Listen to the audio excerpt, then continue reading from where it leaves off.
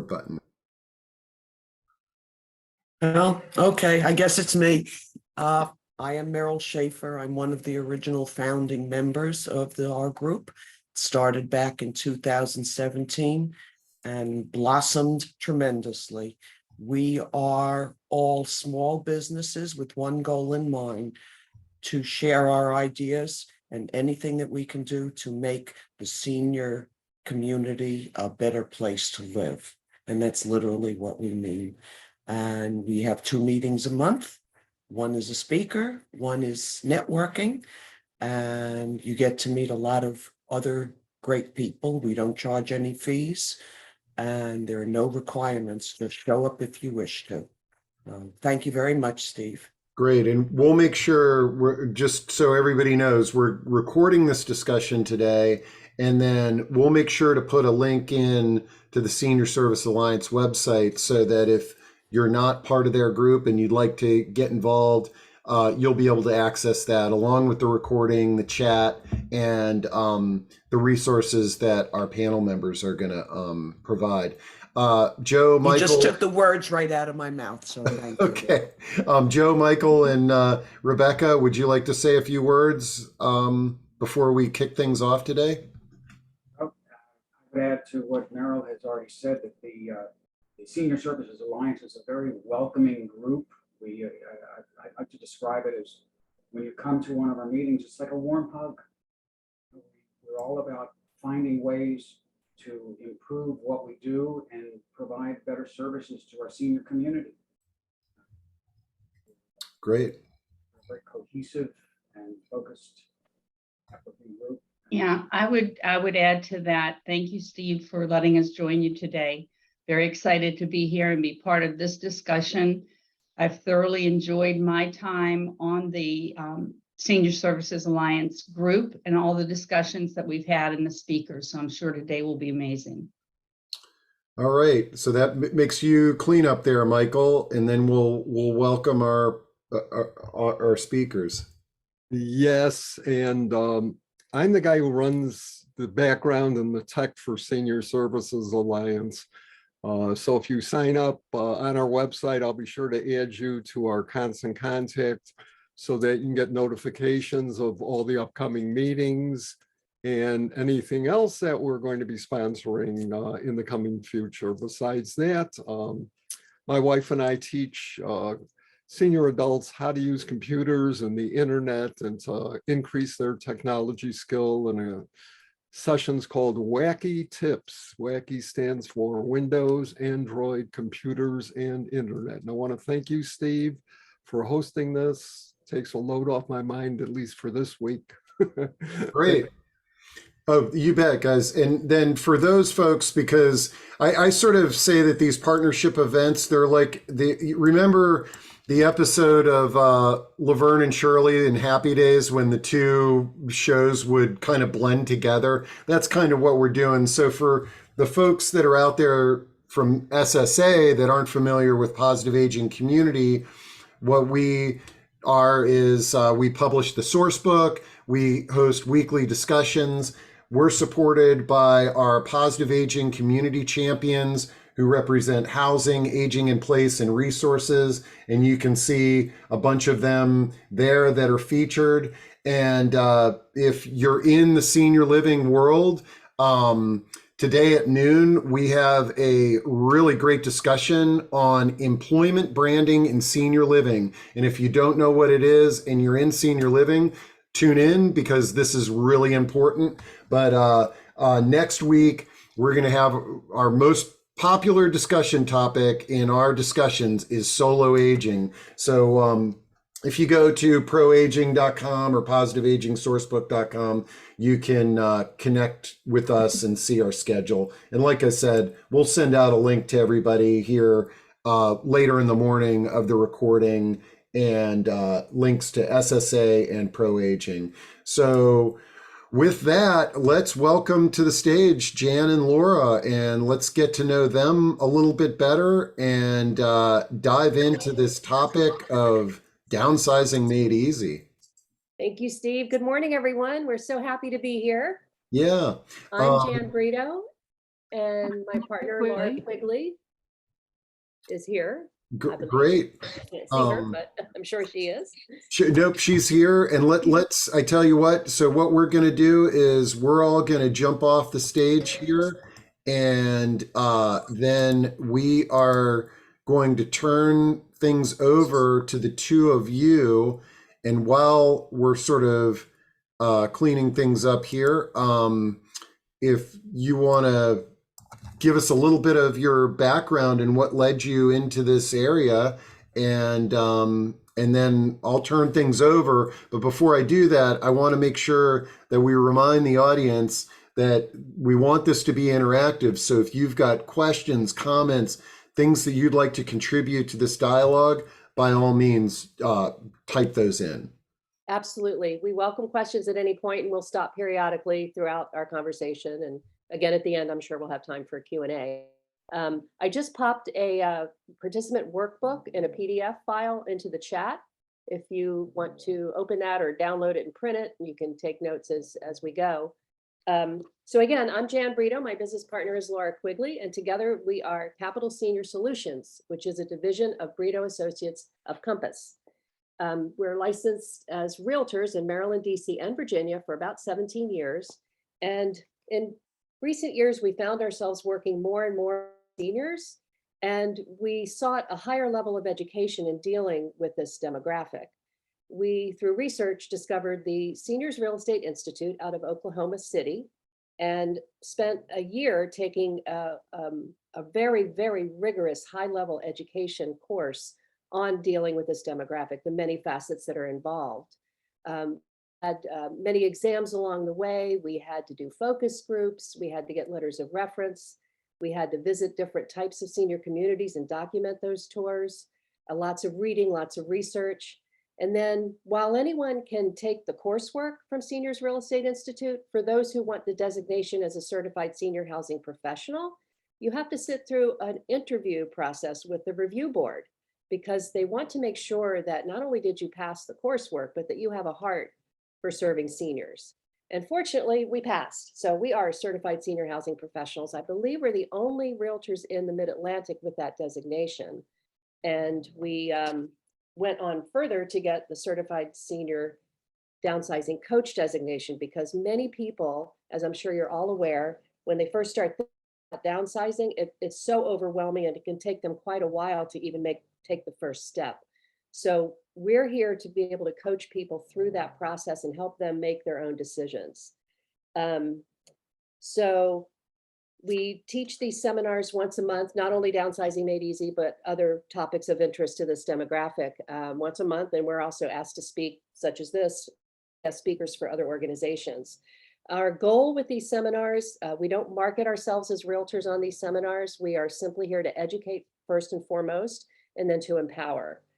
So today's topic is Downsizing Made Easy, and we're going to address the 5 steps, and they're all equally important, of course. But we want to talk about how the move can be successful, or if you're aging in place. Downsizing doesn't always mean moving. It could mean aging in place. And we want to help people through that process so that they feel successful both physically and emotionally. I'm going to share my screen now and pull up a slide deck that we have. So I've introduced Laura and myself. This is us taking a tour at one of the communities, and they had a nice little welcome sign there for us. So Downsizing Made Easy, 5 easy steps. So the first step is to make a plan, and I'm going to let Laura take over at this point. Okay. First of all, I just want to make sure everybody can hear me. And then also really sincerely thank Steve and Senior Services Alliance for this opportunity. Some of you may have heard this presentation before, but this is one of our favorites because it really sort of gets to the heart, I think, of people trying to figure this out. So as Jen mentioned, we're going to start with 5 steps. The first one is making a plan. But before we talk about that plan, I want to talk about the first question, and Jan mentioned this, is why downsize? Why move at all? And while there are many personal reasons why someone chooses to sell their longtime home and move into a more manageable arrangement, there's really three primary reasons that we find that people choose to downsize or may find it necessary. And the first one is social engagement. We've all lived through COVID, and we know how isolating that was. And we find that, a lot of our clients, a lot of our demographic, a lot of mature people were very lonely during that period of time. So social engagement is really important when it comes to aging. If you're active socially, intellectually, you tend to live healthier, more active, more satisfying lives. So when you talk about people who are active, they'll tell you the reason they're healthy at 83, 93, or 103 is that they have stayed active. They have stayed engaged. And even if they've retired, they've continued to find ways to be involved and active. So the first being social engagement, the second being the house becomes a burden. And the client used a phrase with us a few weeks ago, and we really like this. I think, Jan, you've jumped ahead a little bit. I'm sorry. Can't hear you. Am I back on the right slide now? No, you jumped ahead one, sorry. So social engagement, then, the house becomes a burden. So like I said, first we own a house, then it owns us. Sometimes managing a house becomes stress. And having that stress could turn into health challenges. In my own personal life, my example is my husband. He retired recently, and his mantra is that a man cleans his own gutters. Now, that doesn't cause stress for him, but it certainly causes a lot of stress for me. When he's out there on a ladder cleaning gutters, it really is a very, very stressful day. So I would prefer not to have that. And so that's maybe a reason why we're going to start looking to do something differently. The third reason has to do with health and wellness. Aging successfully, really you need proper nutrition and you need exercise. So living a sedentary lifestyle can increase the risk of disease, falls, hospitalizations. And living alone, also can challenge our diet. You get to a point where who wants to cook anymore, right? So making poor nutritional choices can also lead to poor health. So if you're living in a community that provides meals, most people will find that they, experience increases in energy, decreased illness, fewer doctor visits, and sort of an overall positive outlook on life. So those are the three things: the social isolation, the house becoming a burden, health and wellness. But unfortunately, what we find is many people end up making a reactive rather than proactive move, because they're already experiencing a decline for well-being. So that is why step one, which we'll be talking about in the process, is about creating a plan in advance. Yes, I'm just pausing for a second. I see somebody asked me to post the link again to the participants workbook in the chat. So let me quickly do that. There, you should all see it now. And I apologize, my slides are intermittently freezing, so bear with us, but you'll get good information even if you can't see our beautiful slides. Yeah, and I posted it too. I think some folks, it could be a function of their computer, but we'll make sure that that workbook is on the link with the recording. Yeah. So step one in the process is critical. That is to create a plan, to know what you're going to be able to do. And the important thing is to start this process while you're still able to make the decision for yourself, right? The last thing most people want is for someone else to decide where they're going to live and what kind of lifestyle they're going to. So if you start early, you'll be able to figure these things out for yourself, communicate that plan to your family so they understand what it is you want. Well, there's so many options out there in different housing styles. It can be quite confusing and complicated, and I'm going to let Laura go over now the different types of communities that exist here in our region. Okay, so where to start?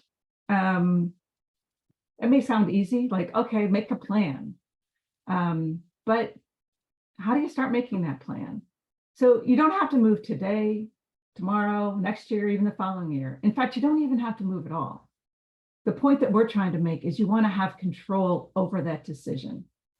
And maybe you think you don't want to move at all, and that's fine. Most people don't. But the question to ask yourself is, what if? Do you want to make that decision, as we mentioned, or do you want someone else making it for you? So as you begin to think about making that decision, start thinking about your options. Think about, first of all, what type of lifestyle do you want? What level of social interaction are you looking for? Some people want to have a club a day to go to and lots of activities to go to. Some people would like to just sit and read a book. Do you want to be in an urban environment where you can walk to restaurants, walk to doctors' offices, go see friends that way? Or would you prefer a more rural environment where it's a little more quiet and peaceful? You have to think about your finances. All of these options cost money. So it's a good idea to talk to a financial planner, look at your financial situation, and figure out what best fits your budget. Think about your current health and your long-term health. If you have a diagnosis that is going to cause your health to deteriorate, start thinking now, what would be the most appropriate environment to be living in, safest environment. Think about the hobbies that you have, the interests that you have, and what you want to pursue, and where's the best way to do that? Is it in a community environment? And then lastly, what is necessary to prepare for a future move?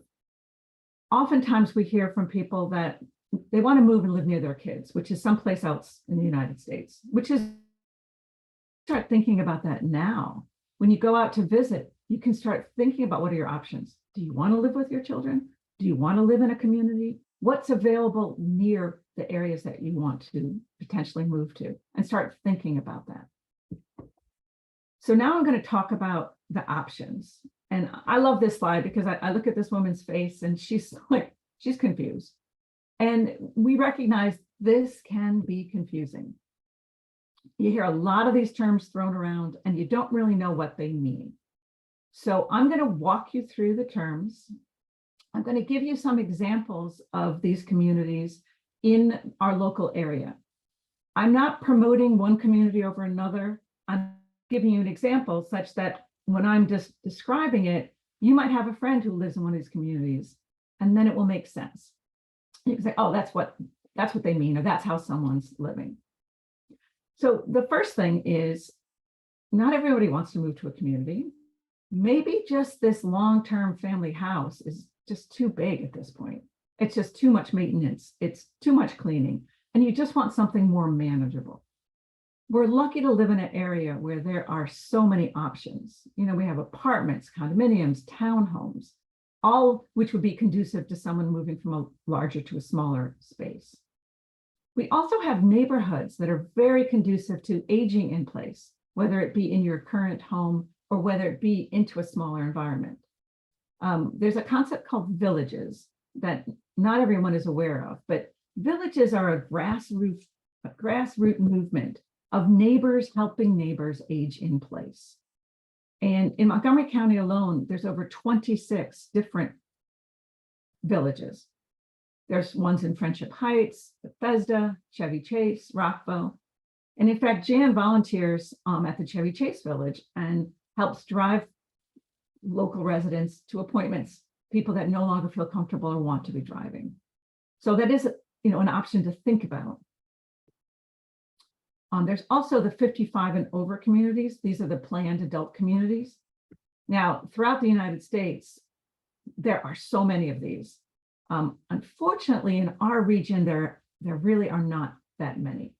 A 55 and over or a 62 and over community typically will have a variety of housing styles. You may have garden homes, condos, townhomes, high rises. In an adult community, you own your own property, whatever you've chosen to live in. This is your home, you've purchased it. You live independently. There's access to a lot of social activities. There is no medical component. This is just a community of people of a certain age. A couple examples in our area would be Leisure World in Silver Spring. And there's a new community called the Woodlands of Urbana that is just opening, and that is single family homes and condos. So next I'm going to talk about the terms that you're probably most familiar with: independent living, assisted living, skilled nursing, memory care. I'm going to talk about them as individual, although typically these are combined. Typically you may have independent mixed with assisted or assisted with memory care. But in my description, I'm going to treat them as if they're separate types of communities. So the first one is independent senior living. And this ownership could be, you could either purchase or you could rent in an independent senior living community. The key word here is independent. You must be able to live independently with the ability to care for yourself in order to qualify. The residence is yours. You have your own keys, your privacy, ability to come and go as you please. Typically, there might be a meal plan offered that you can partake in if, let's say, you no longer want to cook. If you drive, typically there are parking spaces and parking available to you. If you don't, they offer transportation to make it convenient to go to your doctor's visits or shopping or any kind of social outings. They offer cleaning services, fitness programs, pretty much everything you could want. Now, some are pet, some are not. So if that's important, it's really important that you ask those questions when you interview and look at places. I kind of like to think of independent living as like going back to college in the dorm, but you don't have to go to class. Okay, all of these services provided for you, and you're with all your friends. So again, it's important to realize that independent is the key word here. You must be able to live independently. Some examples in this area would be the Fox Hill residences. Kensington Park has an independent community. Modena also in Kensington, and Cadence in Albany. So the next level of care would be assisted living communities. Now, assisted living communities, it's typically a rental type situation. You pay a monthly fee. Assisted living communities are licensed by the state. They're private pay, so they're not covered by your insurance. If you have long-term care insurance, it may cover some of your expenses, but it's not covered by your insurance plan. And assisted living communities are designed for those who just need a little bit more help with the activities of daily living in order for them to remain independent. You still have your privacy. You're still independent. You can come and go as you please. Generally, meals are completely provided in assisted living. You don't tend to have a kitchen. There's no major medical care provided, but there may be care like medicine management provided. There's different licensing levels. So depending on what care you're looking for, that's important questions to ask if you're thinking about moving into assisted living. Oftentimes, if health is becoming an issue and you need additional care, you can bring in care to assisted living to help with yourself or your loved one. So some examples around us would be Victory Housing, Brightview, Brandywine in Potomac, the Seneca in Rockville, and then also the Sunrise assisted living communities. Next, I'm going to talk about skilled care. Now, skilled care is what we traditionally have thought of as nursing homes or long-term care. They offer 24-hour care. They're also state licensed, and it can be either for rehab or for long-term care. So for example, someone might have had a fall, been at the hospital, isn't quite ready to go home yet, and they'll come to a skilled care community. They're not age restricted, so you might have all different age groups, community like this, everyone who's maybe going through rehab, but they also offer long-term. So some examples by us would be Carriage Hill, Sacred Heart Home, and the ProMedica skilled nursing communities. So oftentimes, I'm going to talk about memory care. Now, oftentimes, these other communities will have a memory care component, but there are new communities out there that are standalone memory care communities. And they are designed for people specifically who have memory impairments or some type of dementia. And if you haven't seen these communities, they've come a long way and they're really quite nice. I've had family members be in a memory care community and really felt so strongly that they got great care. So examples in our area would be the Artist Senior Living communities in both Potomac and Olney. And lastly, I know I've talked a lot, lastly, our continuing care communities, or CCRCs. Sometimes they're called life plan communities. Now, they offer the spectrum of what I've just spoken about. Typically, you come in at independent living, and then as your needs change, you can stay within this campus, within this community, if you needed assisted living or skilled nursing care or memory care. The key here is to qualify. You tend to need to come in as independent. That's sort of your guarantee. And oftentimes they do require a sizable upfront investment to join and move into a continuing care community. They offer meals, the same thing, travel opportunities, fitness programs, social activities. Some examples in our area would be Riderwood, Ingleside, Maplewood Park Place, and the Charles E. Smith communities. So I have given you a lot of information in a short period of time. So I'm happy to discuss with this offline, but also to take any questions anyone might have at this point. I also wanted to mention that as part of our coursework, Laura and I toured many, many communities in the area, and we found it so valuable and so helpful that we continue that exercise and continue to tour communities at least once or twice a week so that we're up to speed on everything that's offered out there. Steve, were there any questions in the Q&A or chat? Just Patty wanted to confirm that a copy of the chat will ride along with the recording. And is it okay if I put a copy of your slides in with the recording as well? I think so, right, Laura? Okay, great. Okay, so that just confirms, Patty, hopefully that answers your question there. And yeah, we're good to go. So if you want to keep on going. Sure. So let's move on to step 2, and that's all about communicating with your family and friends. Once you've decided on your lifestyle, or if you need increased assistance, the next step is to communicate your desires with the people in your life. Now, that's not only family and friends, but it's any professional advisors you work with, your financial advisors, CPA, estate attorney. And speaking of that, if you haven't looked at your will or any of your other end-of-life documents recently, you might consider that they may need some updating. So if you have a professional you can consult, that would be a good time to do that. So in terms of communicating with your adult children on what your plans are, it's not so much about asking for permission as it is about clarifying expectations and getting buy-in.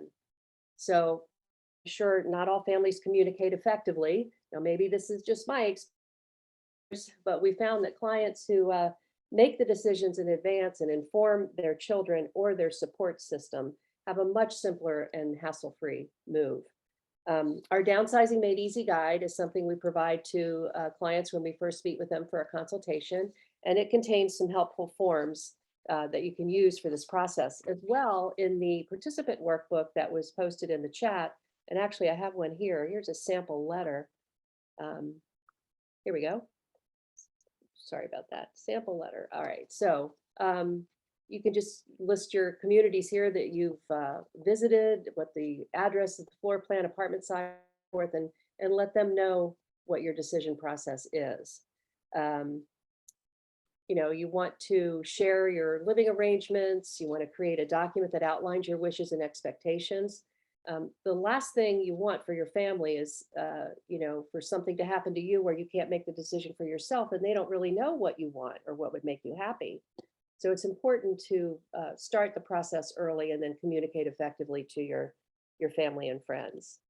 And then everybody needs a support system, no matter what age they are when they're making a move. Sorry, these slides are giving me a hard time. Let's move on to step 3. Yeah, could you go back one slide? Can you go back one slide, Jen? Sure. Thank you. Okay. So as Jan mentioned, you communicate with your you make the plan, you communicate with your family, and then the next step is how are you going to make this happen? Because it's easy to say, okay, I know I'm going to move here, but you're usually on a waiting list, or you might have some other things that have to take place first. So you've made your plan, and then also you get the phone call, and it's not wherever you want to move, whether it be a condo or into a community, it's ready. So the question is, what do you do next? Who do you call?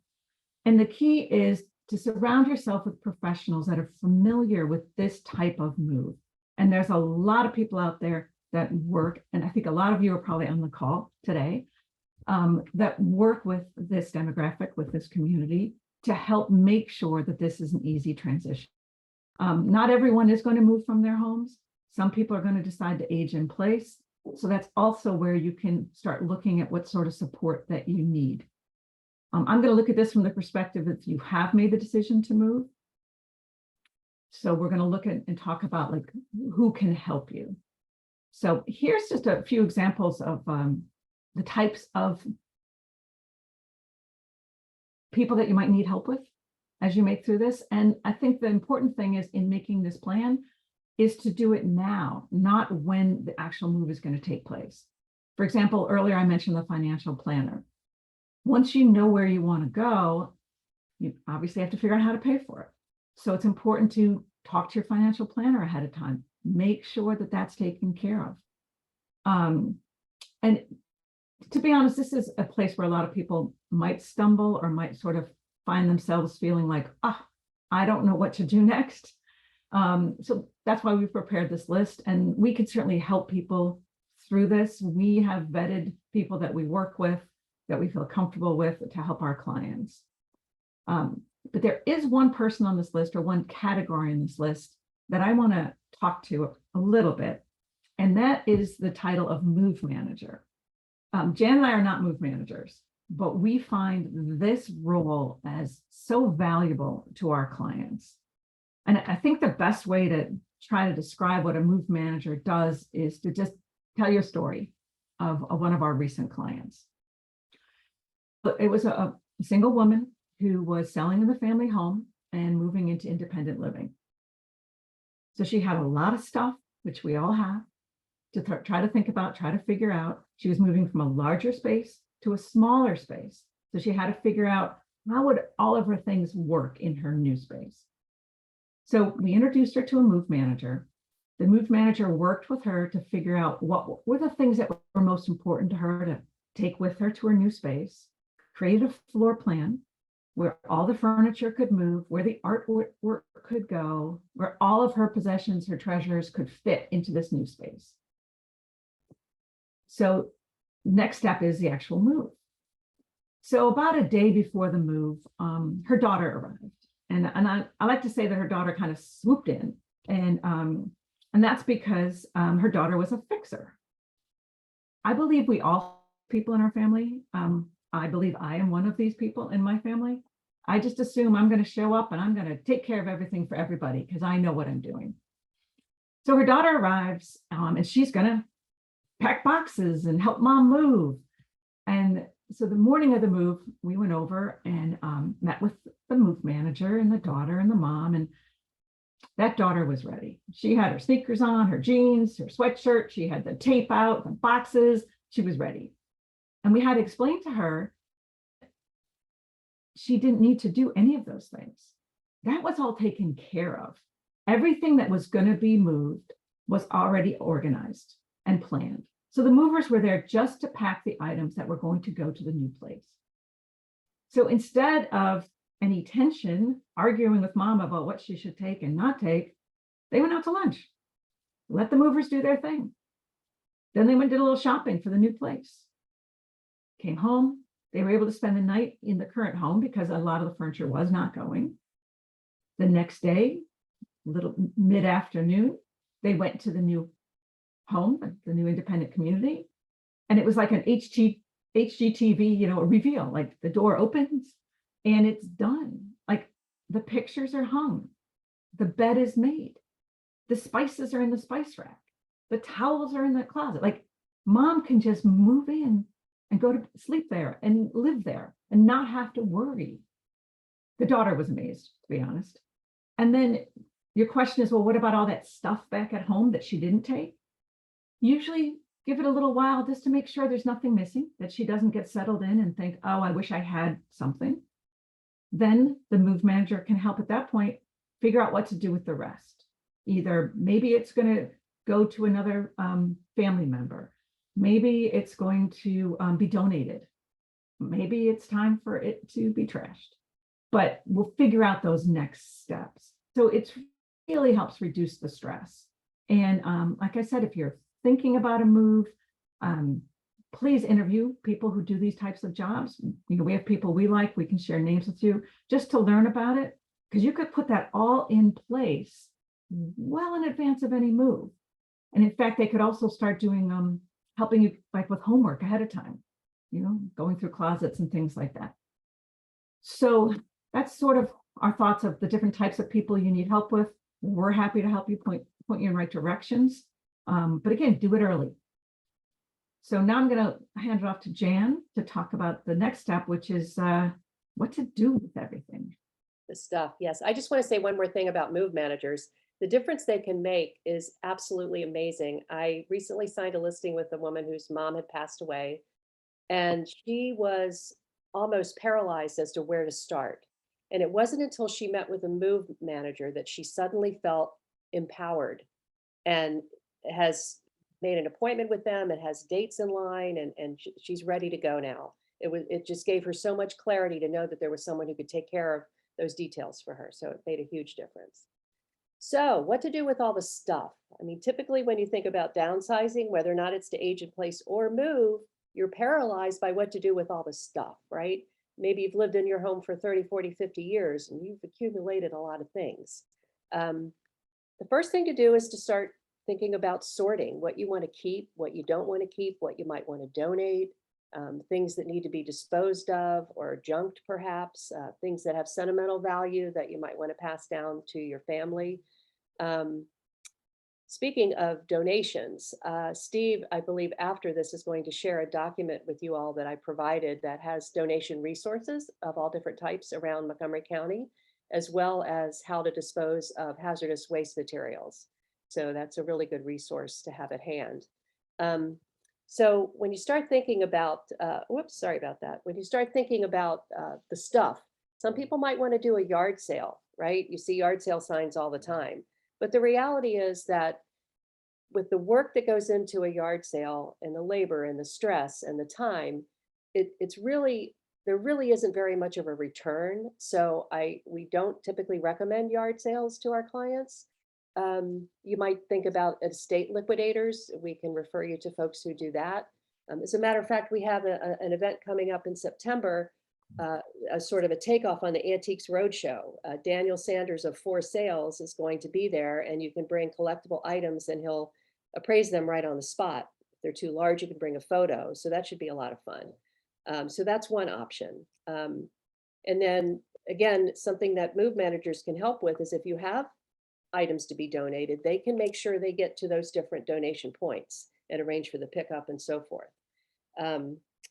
Now, in terms of the stuff, how do you start dealing with it? Like I said, start with separating them into stacks, maybe what you want to keep, what you want to donate, what you want to give to family. And then deciding how to get through all those is another thought you need to bring to mind. And start small, like you eat an elephant, one bite at a time, right? Take 15 minutes a day, maybe work on one closet one day, a drawer another day, but just start in small chunks and start early. Some people start this process years before they actually do anything, because the last thing you want to do is feel rushed and overwhelmed, because it can be a very overwhelming process. So if you start slow, take your time, it should be a lot easier for you. Now, Does anybody have any questions about stuff? We always seem to get a lot of questions on this slide about possessions and yard sales and how to get rid of all this stuff and what to do with it. All right. Let's see. Janice says, do you have any tips on agencies, resources for helping family member who lives in Fresno, California? I live in Boston. So yeah, this is part of the positive aging community. We are nationwide now. So if they call you, can you provide them with some Yes. resources? Yes, we have a network of senior housing professionals, certified senior housing professionals all across the country. So yes, if you want to provide her with my info or me with hers, we can try to connect her with someone in Fresno. Absolutely. And then Barbara says, how to make sure gifts to families are in writing? Should it be included in the will? Well, I can only give real estate advice, but I would recommend that one consult with an attorney on that topic. I intuitively would assume that such a thing would be in a will. Okay, great. The other thing I would mention, Steve, I'm sorry to interrupt, is that oftentimes we have clients who are like, oh, let's say, for example, they have a big mixer. They're not cooking anymore. And they're like, I'm going to give this mixer to my nephew because he likes to bake. Well, do it now. If you're not using it, start thinking about things that you could give now and see the joy of the person receiving it.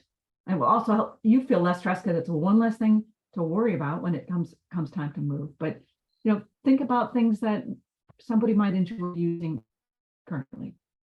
And then Kieran says you were mentioning some Montgomery County resources.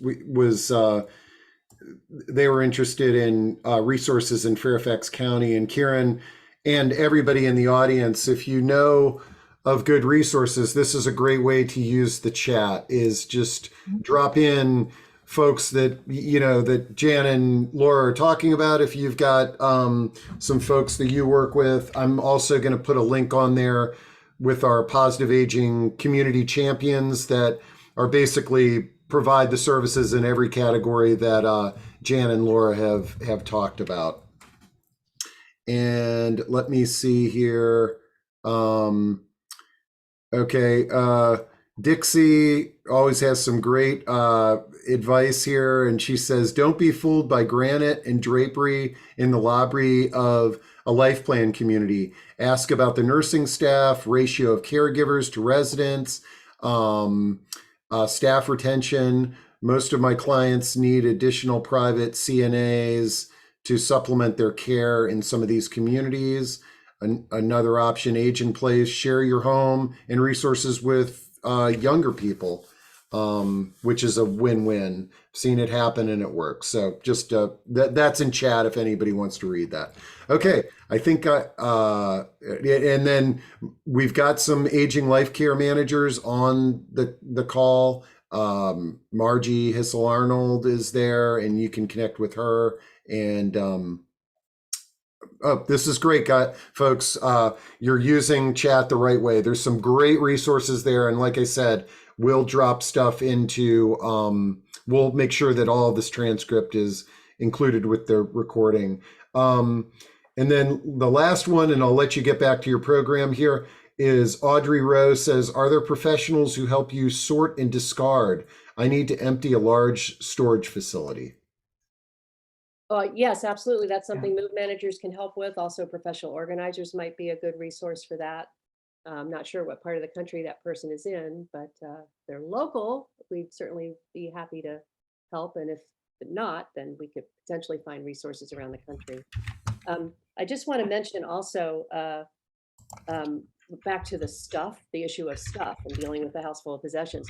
People often think their children are going to want their china and their silver, but you'll be surprised to find out these days that most often they don't. So just be prepared for that and, be ready to deal with that. And the other thing I wanted to mention is that our Downsizing Made Easy guide that we share with clients when we first meet with them has a list of questions to ask communities when you go on tours. So it's very important to know the questions to ask. Yeah. I just wanted to jump in too and say, I'm not sure who made that comment, Steve, but it's really important to ask good questions when you go tour different communities. And that's why it's so critical to do it early, not in a crisis situation, but to get out there and see what's available to you, ask the questions. Yeah, look at the pretty lobby, but then ask the questions about your care or your loved one's care, and what that looks like, and what are the charges and expenses associated with that, so that you'll get a really good feel for what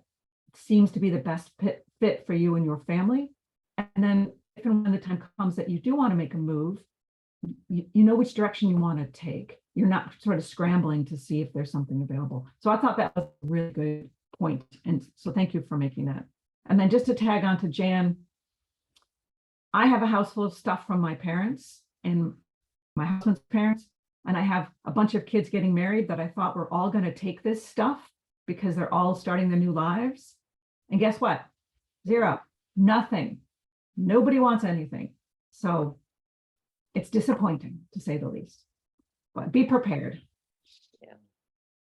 All right, so we've gotten through the first 4 steps. So guess what? Now it's time to celebrate.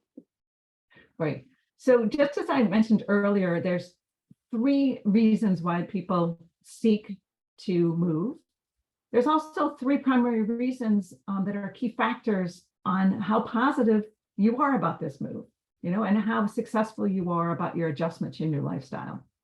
So the first one is your level of optimism. And just think about this in life in general. If you think it's going to be good, it typically is. If you think it's going to be negative, if you're saying my kids are making me move, I don't want to go, like, is that going to be a positive experience? So this way, like, stay optimistic, be engaged, be part of this plan, and that will help with the adjustment. The second one is your support network. And that support network could be family, friends, the people that are helping you through this move, the community that you're moving to. But recognize that there's people out there that can give you support, can listen to your concerns, can help you through this. Just having people around you that care about you always is, I think, key to success. Thirdly, is your level of activity. How engaged are you in this process? Are you embracing the options? Are you moving forward with this?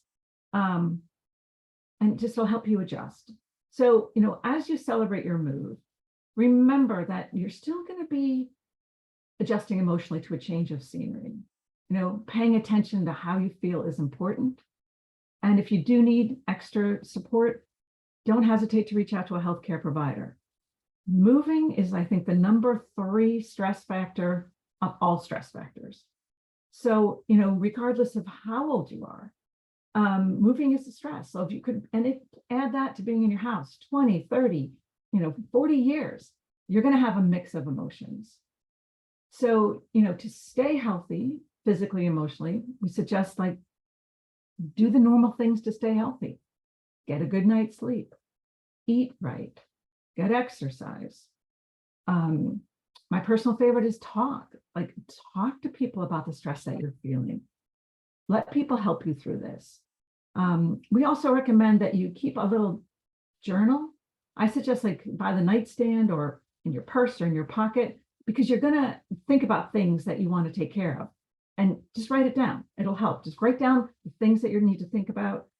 Did you cancel the newspaper? Those types of things. But also, when you have these fixers in your family like me showing up telling you what to do, you might want to write in that journal how you're feeling about that, rather than having any kind of confrontations. They're there to help. So that's just my suggestion. But overall, like, celebrate this. You've been in control. You have figured out where you wanted to go, how you wanted to do it. You've communicated to your family. You've worked with professionals to help you get there so you have less stress. You've gotten rid of all that stuff that's been weighing you down, most likely. So now is the time to celebrate. Time to have fun. Time to have fun, yes. So let's review these 5 easy steps. Easy, right? Well, hopefully they'll be easy with surrounding yourself with professionals to help you. First step was to create a plan. Second step was to communicate with family and friends and any professionals that assist you. Step 3, surround yourself with professionals that can help you through the process. Step 4, dealing with the house full of possessions and all that stuff. And then 5, celebrate your new lifestyle. So we are happy to open it up to general questions now, and welcome the opportunity to present with you all. Oh, I do want to mention, we're starting a Downsizers Club next week. This is a small group of people who are considering downsizing or aging. They could be from 1 to 5 years out from making a decision, but it's a small group that sits around and has a casual conversation with us as coaches to talk about their challenges, to share resources, and just kind of discuss what they're feeling and going through as they go through this process. That's August 17th at 11 a.m. at Lakewood Country Club. And there's our contact information if anyone would like to register for that. We welcome your participation. Yeah, we hope that you'll come and join us. Like Jan said, a casual conversation can kind of help each other through this, and tips and tricks to get through it. There's no obligation, there's no fees. We just want to get together with you and help people through this process. I also should mention some other upcoming seminars we have this year are Living, Dying, and Leaving a Legacy. That'll be a panel discussion. Communicating with adult children and property owners. So all of this information is on our website at capitalseniorsolutions.com, along with seminars that have been previously recorded. So you'll take advantage of that resource. All right, let's see. Jane Markley has her hand raised, so I will, if that's not a mistake, Jane, unmute yourself, and if you have a question, you can ask. That's a mistake. Oh, okay. Well, hi, Jane. I know. Okay. All right. So let's see. Jill says, will people able to join the, are those events that you just talked about, are they online or are they live? In person, live. Okay, they're live. Okay, so no Zoom, to answer Jill's question there. And some really good tips in chat, which again will include Judy Tiger has been posting some great links there. And then Adele provides just another great reminder that just because your kids don't want something, it could be the grandkids, it could be the neighbors, it could be your faith-based organization or refugee group that could take your big brown furniture and all that stuff. Okay, so I think we got through most stuff. Yeah, Steve, I did want to say to the person who asked about whether it's Zoom, or in person. Sessions are in person because we tend to have panels, but we do record all of our seminars, and then they're up on our website. So if someone was not able to attend, they would be able to gain the information that way. They can also take a look at past seminars that we've done to learn about the different topics. Great. Okay. All right. Well, I think we got through everything. This was great. And I don't know if any of the Senior Service Alliance folks want to pop on the screen to say a few last words. And Patty Henson, what's your website again? capitalseniorsolutions.com.